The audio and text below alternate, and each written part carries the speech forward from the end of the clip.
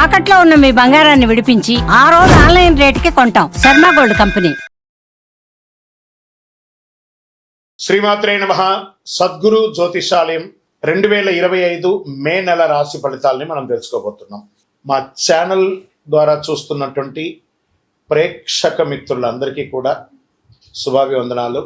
మా ఛానల్స్ బాగా చూస్తున్నారు, ధన్యవాదాలు. కానీ సబ్స్క్రైబర్స్ అనేవాళ్ళు కొంచెం తక్కువగా ఉన్నారు. కొంచెం సబ్స్క్రైబ్ చేయండి.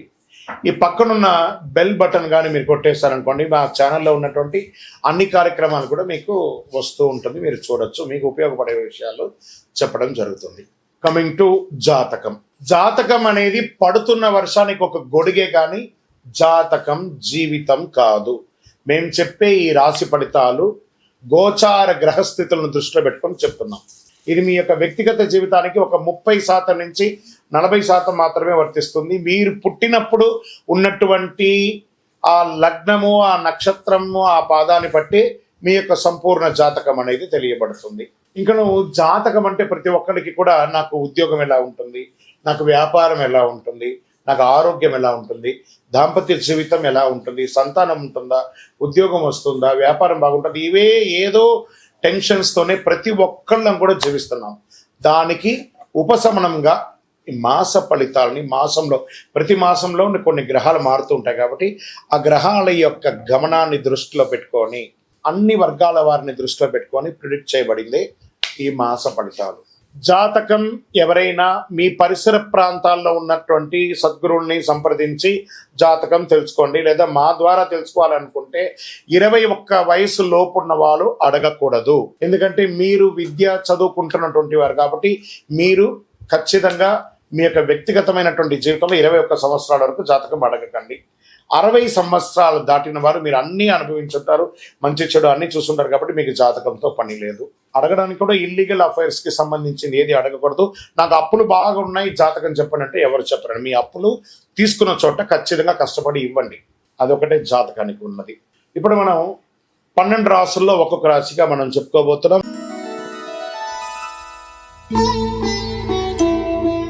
జ్యోతిష్ శాస్త్రరీత్యా 12 రాశుల్లో ముందుగా మొదటి రాశి అశ్విని నక్షత్రం 1, 2, 3, 4 పాదములు, భరణి నక్షత్రం 1, 2, 3, 4 పాదములు, కృతికా నక్షత్రం మొదటి పాదంకి సంబంధించిన వారు మేషరాశి వారు.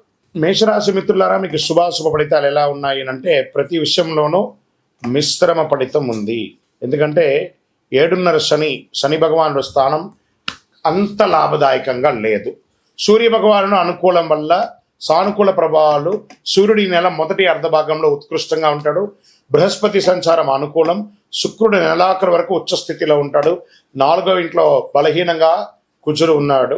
దీంట్లో ఎలా ఉంటుందంటే ఉద్యోగులకి మిశ్రమ ఫలితాలు. ప్రభుత్వ విషయాలు అనుకూలంగా ఉండకపోవచ్చు. మీరు ఏమైనా పర్మిషన్స్కి పెట్టుకోవడం కానీ లేదా మీకు ఏమైనా ట్రేడింగ్ లైసెన్స్కి అవసరం ఏమైనా ఉన్నాయి, అవన్నీ కూడా కొంచెం మిశ్రమ ఫలితాలని చెప్పచ్చు. శుభవార్తలు వినే అవకాశాలు, ఇంటిలో వివాహం, ఉపనయనం, గృహప్రవేశం లాంటివి చాలా అవకాశాలు ఉన్నాయి. భార్యాభర్తల మధ్య చిన్న సఖ్యత లోపం ఒకటి ఉంటుంది, సర్దుకొని పోవాలి. వివాహ ఆటంకాలు తొలగి వివాహం అవుతుంది. సోదర సోదరీమణులతో ఏదైనా పరిష్కారం ఉంటే అది పరిష్కారం చేసుకోండి. ఇల్లు మరియు వాహన నిర్వహణ ఖర్చులు చాలా పెరుగుతాయి. మీ యొక్క వ్యక్తిగత శత్రువులు ఈ నెల చివరిలో మీకు అంతరాయం కలిగించే అవకాశాలు ఉన్నాయి, జాగ్రత్త పడండి.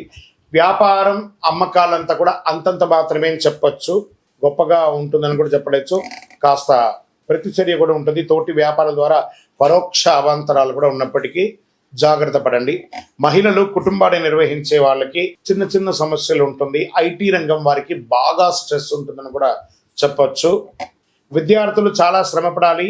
విదేశీయ విద్య, వీసా, H1B వీసాలు ఇలాంటివన్నీ ఉంటుంది కదా, ఇవన్నీ ఉన్నత విద్య కోసం వెళ్ళాలనుకున్న వాళ్ళకి, ఉన్నత విద్య అభ్యసించాలనుకున్న వాళ్ళకి కాస్త మిశ్రమం చెప్పచ్చు. ఆరోగ్యం, వాతావరణ మార్పిడి వల్ల ఆరోగ్యం హెచ్చుతగ్గులుగా అయ్యే అవకాశం ఉన్నాయి. వేడిగాలులు, చలి మరియు జ్వరం ప్రభావాలు, బలహీనత ఏర్పడచ్చు. గుండె లేదా ఛాతి సమస్యలు ఉన్నవారు ఈ నెల జాగ్రత్తగా ఉండాలి. డాక్టర్ దగ్గరికి వెళ్ళి ఒకసారి మాస్టర్ చెకప్ చేసుకోండి. రక్త సంబంధిత సమస్యలు తలెత్తే అవకాశాలు ఉన్నాయి. రాజకీయ నాయకులు ఎంత వీలుంటే అంత సైలెంట్గా ఉండండి. మిశ్రమం, తస్మాత్ జాగ్రత్త రాజకీయ నాయకులారా. ఇది షేర్ మార్కెట్ అసలు ముట్టుకోకుండా ఉంటే ఇంకా మంచిదని చెప్పచ్చు. వ్యవసాయదారులకి బాగా ఉంటుంది, పర్లేదు. మీడియా రంగం వారికి కాస్త మిశ్రమం. ఇంకా స్పోర్ట్స్ వారికి ఈ నెల కొంచెం అనుకూలంగా ఉందని కూడా చెప్పొచ్చు అండి. సర్వీస్ సెక్టర్లో ఉన్న వాళ్ళకి బాగుందని చెప్పొచ్చు. ఈ నెల మొత్తం లక్కీ డేస్ అని తెలుసుకుంటే మే నెల 2వ తారీఖున, 5వ తారీఖున, 8వ తారీఖున, 11వ తారీఖున మీకు చాలా బాగుంటుంది. ఈ నెల మీరు లక్కీ నెంబర్గా ఉపయోగించుకునే నెంబర్లు 5 మరియు 7 అని చెప్పొచ్చు. చంద్రాష్టమం మే నెల 13వ తారీఖున తెల్లవారుజామున నుండి 14 వరకు మిడ్ నైట్ వరకు చంద్రాష్టమం ఉంటుంది. ఈ యొక్క 2.5 రోజుల్లో సంతకాలు పెట్టడము, ఎవరితోనైనా మాట్లాడడము, వాహనం నడిపేటప్పుడు చేయడము, ఇవన్నీ కూడా చాలా జాగ్రత్త పడండి.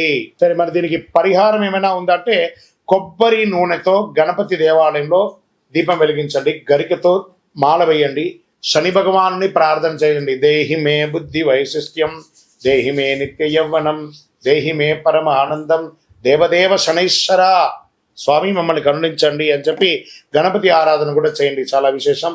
చలివేంద్రాలు ఏర్పాటు చేయండి. ఒక నల్లని చెప్పు కానీ, ఒక గొడుగు కానీ పేదవాళ్ళకి దానం ఇవ్వండి.